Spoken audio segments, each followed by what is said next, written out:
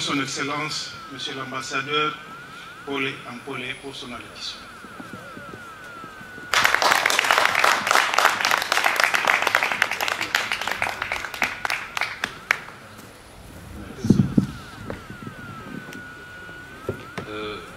Excellence, Monsieur l'ambassadeur Mutombo Bakavasinda, qui nous accueille ici, chers compatriotes, je commencerai par d'abord remercier et féliciter l'ambassadeur pour l'organisation, bien entendu avec le comité, le président il est là, pour l'organisation de cette cérémonie qui nous réunit ici. Et ça fait plaisir, Monsieur l'ambassadeur, de se retrouver à la maison. Oui, vous savez, il faut le faire souvent. Ce n'est pas comme à Genève où nous sommes des locataires, on est sans adresse. Ici, nous sommes chez nous. Nous devons nous ressentir chez nous et nous retrouver en famille comme on le fait ça de temps en temps. Et j'espère qu'avec ce comité, on aura des occasions comme ça où les enfants viendront à la maison mettre un peu d'ambiance, quoi. Ah oui, hein. Nous en avons besoin. Je remercie l'ambassadeur, mais aussi féliciter l'ambassadeur pour avoir tenu la promesse des instructions reçues. Je ne rentre pas comme il a fait dans l'historique très loin avec tout chef de l'État dans sa vision, mais la promesse tenue des instructions qu'il a reçues, comme l'a rappelé le président, le coordonnateur, lorsque les deux membres du gouvernement lui ont demandé d'organiser la diaspora congolaise en Suisse. Il avait reçu mandat d'organiser et de rendre compte. Et c'est ce qu'il avait commencé à faire en mettant en place un comité provisoire. Et aujourd'hui, il vient de terminer le processus avec un comité définitif. Félicitations et merci pour cela, M. l'ambassadeur. Qu'est-ce que nous pouvons dire, M. l'ambassadeur? C'est vous qui avez reçu le mandat des autorités, officiellement. Nous ne sommes là que pour vous accompagner parce que nous tous faisons partie de la diaspora congolaise. Et nous venons nous enregistrer ici pour avoir notre carte comment on appelle, pas de membre au niveau de Codicos, mais carte consulaire auprès de l'ambassade. J'ai dit aussi que à l'époque, lorsque les deux membres du gouvernement ont donné mandat, ils ont dit que la diaspora congolaise doit être organisée et structurée comme dans d'autres pays, comme la cité. Et on voulait prendre la Suisse comme modèle. Et c'est cela qui a été demandé à l'ambassadeur. Si la Suisse pouvait être le modèle dans l'organisation de la diaspora congolaise. Et nous sommes en train de faire ce pas-là, et je félicite déjà parce que l'ambassadeur vient de nous le dire. Le comité vient d'être installé. Félicitations au comité. Félicitations au président Mukamba Augustin, à la vice-présidence et à tous les membres, les conseillers. Nous vous félicitons et nous vous assurons de notre appui dans le sens que ça peut être et de notre franche collaboration. Comptez sur la mission permanente à Genève.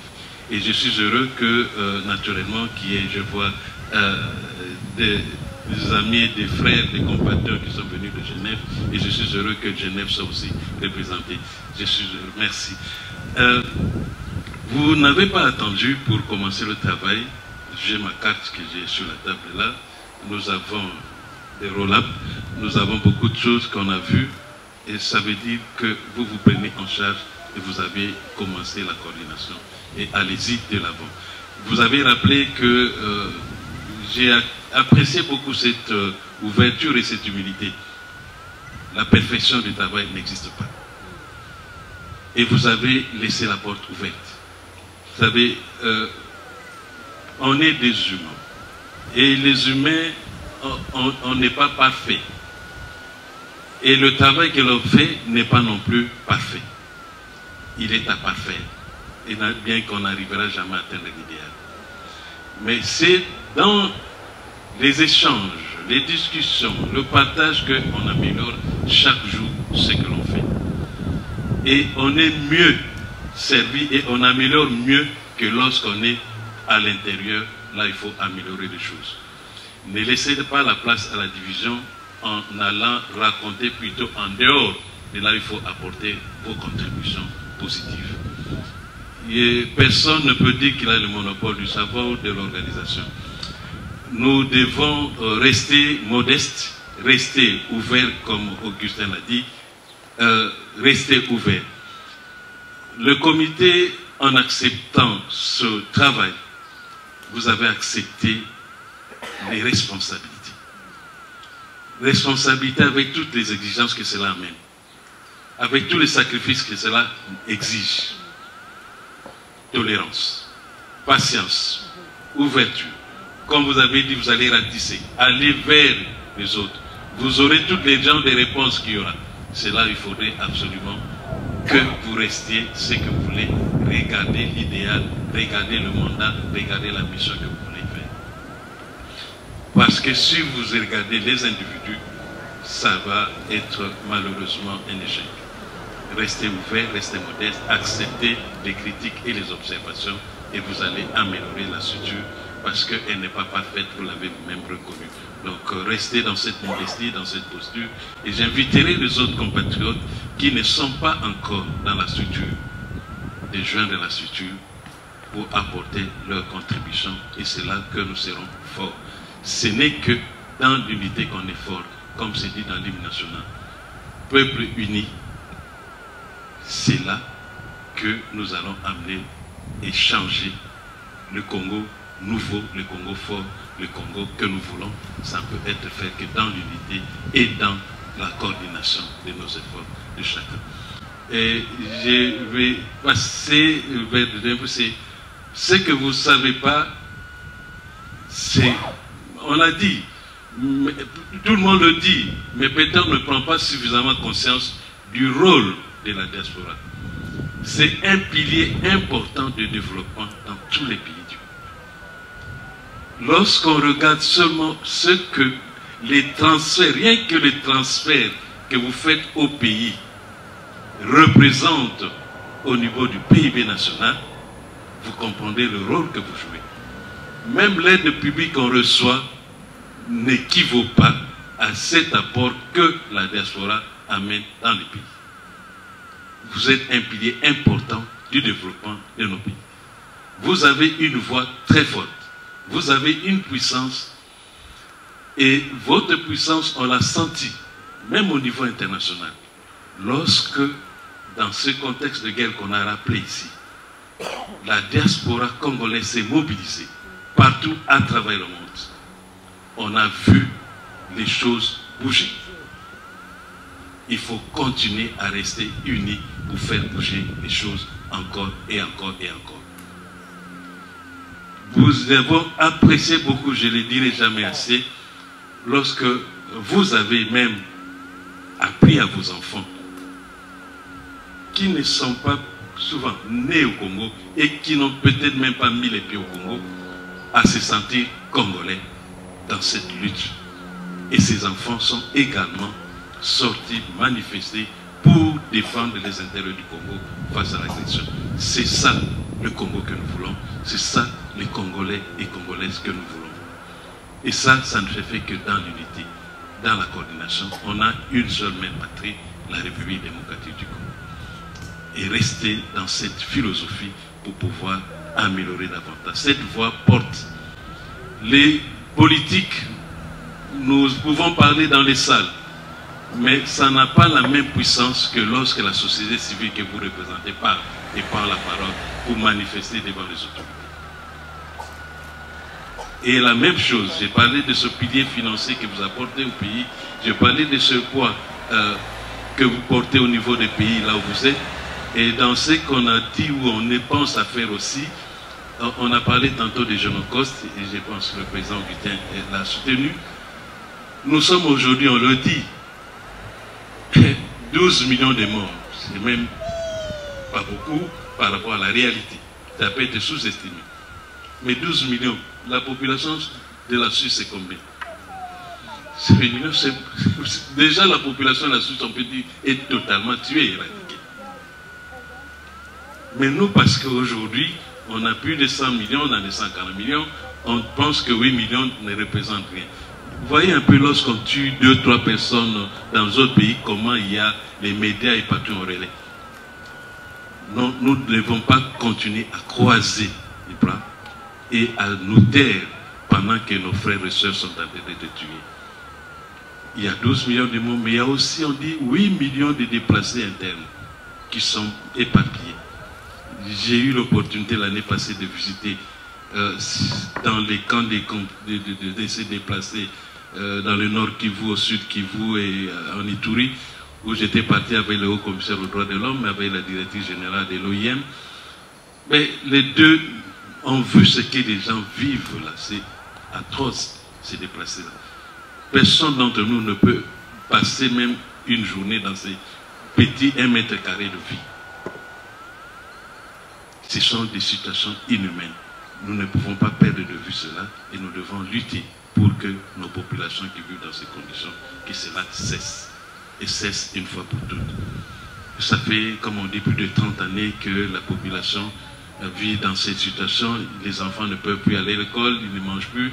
Et dans ces camps, lorsque les petits-enfants, parce qu'il n'y a pas à manger suffisamment, comme ils le disent, je me rappelle de ce qu'un papa avait dit au commissaire, il dit, vous nous avez tout pris, même notre avenir.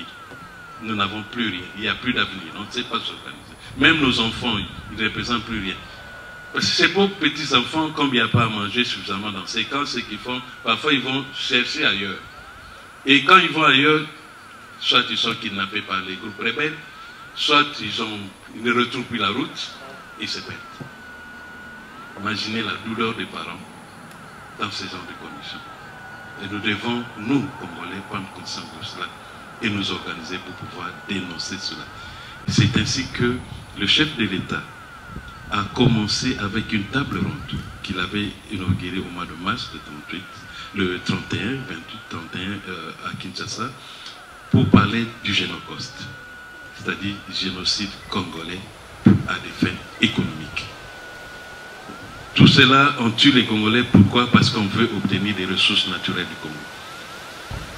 Et nous ne devons pas continuer à garder le silence. Le président dit nous devons sensibiliser à l'international. Et on ne peut pas le faire sans vous. C'est ainsi qu'avec Fonarev, on compte organiser des activités de sensibilisation ici en Suisse et à Genève particulièrement, comme il y a beaucoup d'organisations internationales là-bas.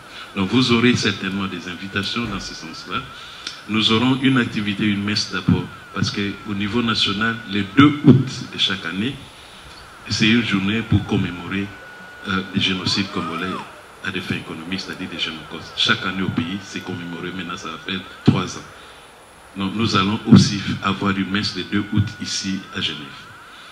Et nous aurons en mois de septembre maintenant des activités à caractère scientifique pour montrer scientifiquement et donner des preuves comment cela se fait, ces génocides congolais.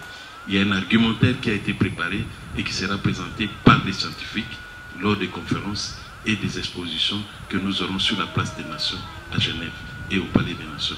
Vous aurez également des invitations à ce sujet et l'information pour les recevoir, mais aussi pour les partager, pour que la communauté internationale puisse savoir ce qui s'est fait chez nous au Congo, à l'est du pays particulièrement, où au-delà de ces génocides, parce qu'ils tuent les Congolais, comme on est tenté de dénoncer cette agression, ils cherchent maintenant à occuper le pays, en tuant les autochtones et en les remplaçant par les populations qu'on amène de l'extérieur du Rwanda, pour ne pas les citer. On crée de nouveaux villages. Il y a au niveau du parc de Virunga, j'ai appris, on m'a informé par le membre du gouvernement qu'on a créé de nouveaux villages dans le parc de Virunga, peuplés par des populations venues d'ailleurs. Donc c'est quelque chose qui est en train de se préparer et nous devons dénoncer cela et nous devons nous lever pour pouvoir les dénoncer. Nous comptons sur cette organisation, CODICOS, nous devons nous habituer à cet acronyme, CODICOS qui veut dire Coordination de la diaspora congolaise en Suisse. Donc, félicitations encore une fois, vous avez une tâche lourde, vous avez une responsabilité et gardez le cap en essayant de ratisser fort et d'aller vers tout le monde en restant ouvert. Encore une fois, félicitations et nous sommes ensemble pour le reste. Merci pour tout ce que vous avez fait. vous avez appuyé, monsieur l'ambassadeur, nos activités en Suisse. Vous êtes toujours là, avec évidemment la communauté. Vous êtes toujours là lorsque la première ministre était là. Vous étiez là lorsque le chef d'État est là. Vous étiez là lorsqu'il y a des réunions, même pendant la campagne du Conseil des droits de l'homme. Vous étiez là pendant la campagne pour le Conseil de sécurité. Vous étiez là. Nous vous en sommes gré et continuez à rester mobilisés. C'est comme ça que le Congo va aller de l'avant et le Congo restera toujours un Congo fort, uni et très grand. Merci et à très bientôt.